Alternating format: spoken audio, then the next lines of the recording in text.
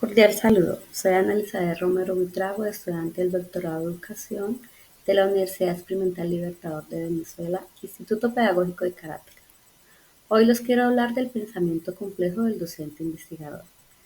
Es importante dar inicio con un pensamiento de Edgar Morin, el cual nos dice: nunca pude a lo largo de toda mi vida resignarme al saber parcelado, nunca pude aislar a un objeto de su estudio, de su contexto, de sus antecedentes, de su devenir. He aspirado siempre a un pensamiento multidimensional. Nunca he podido eliminar la contradicción interior. Siempre he sentido que las verdades profundas, antagonistas las unas de las otras, eran para mí complementarias, sin dejar de ser antagonistas. Nunca he querido reducir a la fuerza la incertidumbre y la ambigüedad. Es importante, en primer lugar, conocer a qué hace referencia el pensamiento complejo.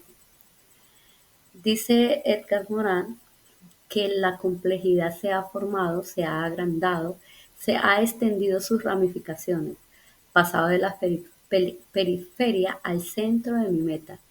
Divino un macroconcepto, lugar crucial de interrogantes, ligando en sí mismo de allí en más al nudo gordiano de problemas de las relaciones entre lo empírico, lo lógico y lo irracional.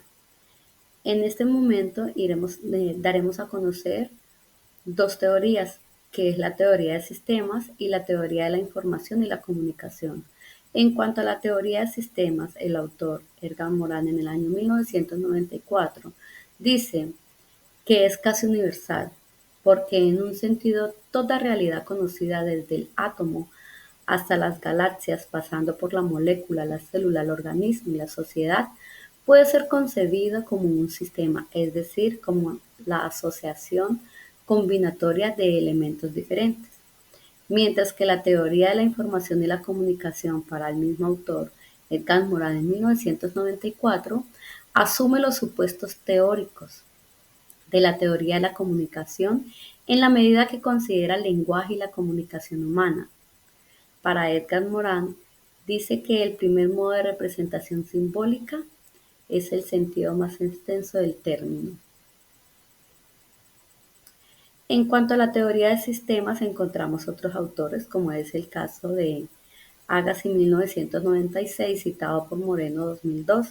Este nos dice que esta teoría asumió que era para poder pensar lo sistémico tenemos que ubicarnos en el contexto del pensamiento racional. De igual forma, Bertrand Fly, 1994, que es uno de los máximos exponentes de esta teoría, dice que busca explicar los aspectos de la unidad de caracterizar un cierto sistema organizado de elementos y lo denominó conjunto de elementos, es decir, es un sistema. Según Moreno, en el año 2002, la teoría de sistemas abandona su organización interna, que los identifica como un sistema, y asume otra organización interna construida por ellos mismos, que los reconvierte nuevamente en otro sistema que guarda algo en el interior, pero que anuncia ya su propia reorganización futura. Y en cuanto a la teoría de la información y la comunicación, Shannon y Weber, 1981, es conocida como una teoría matemática de la información.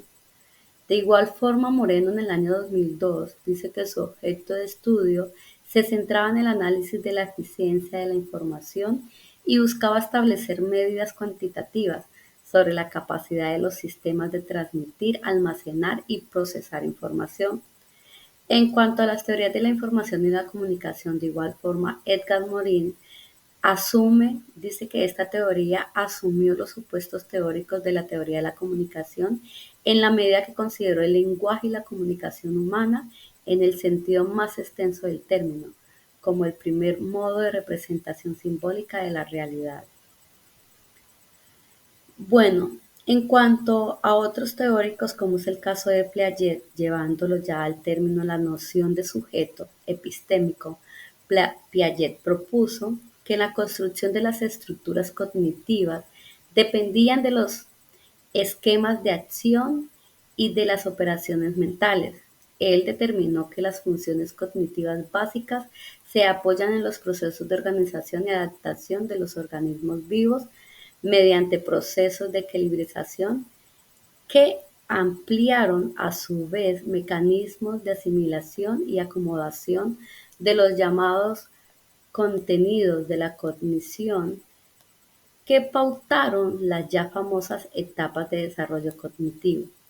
De igual forma, Piaget, en cuanto al origen biológico del conocimiento, dice que encontró la autorregulación como un punto de partida para la comprensión de los procesos cognitivos y afirma que los procesos cognitivos aparecen simultáneamente con los resultados de la autorregulación, cuyos mecanismos esenciales reflejan y cómo los órganos más diferenciados de esta regulación en el seno de la interacción con el exterior.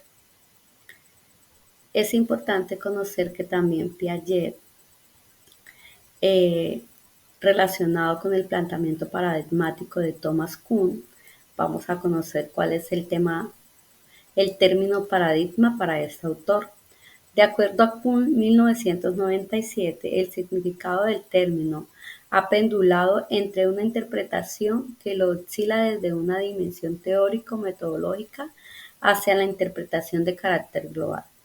Según Osorio 2002, Kuhn cuestionó su desarrollo lineal y acumulativo de las ciencias naturales y físicas.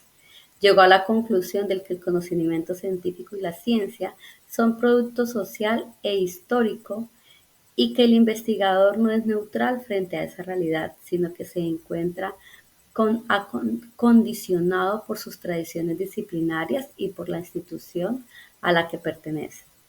De igual forma, Morin en 1994 planteó la idea de que la teoría del conocimiento deviene de la teoría crítica de la sociedad, ya que el modo como conocemos fundamental nuestra racionalidad y fundamenta además sus principios de inteligibilidad.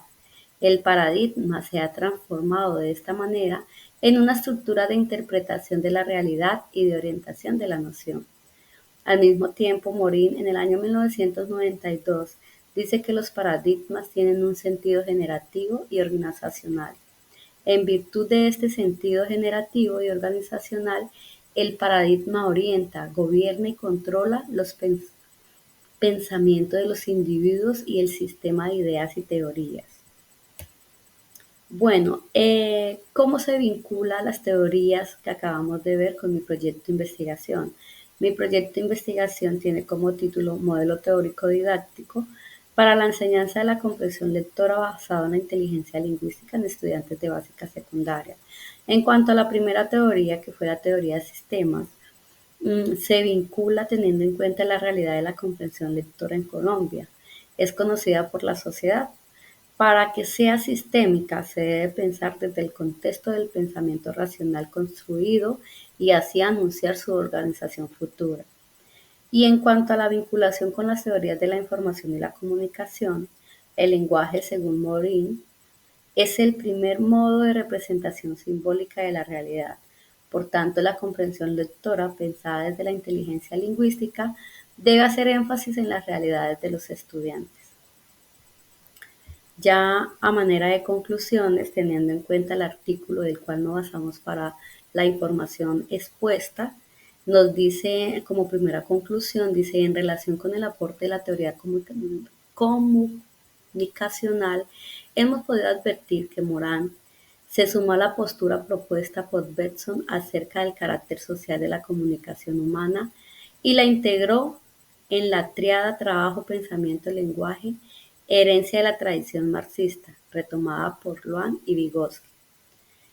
Como siguiente conclusión dice que, por último, la propuesta paradigmática clásica de Thomas Kuhn ha restringido, según Morán, el paradigma de su papel en enrutador teórico-metodológico. Por el contrario, su propuesta contempló la posibilidad de que el paradigma se transforme en un instrumento crítico y con formación de su propia racionalidad y fundamentos, toda vez que ha considerado que toda teoría del conocimiento equivale de hecho a una teoría crítica y social. Es importante dar a conocer que la información anterior se sacó del artículo Fundamentos Teóricos del Pensamiento Complejo de Edgar Morin de la revista electrónica Educar. Muchas gracias y éxitos para todos.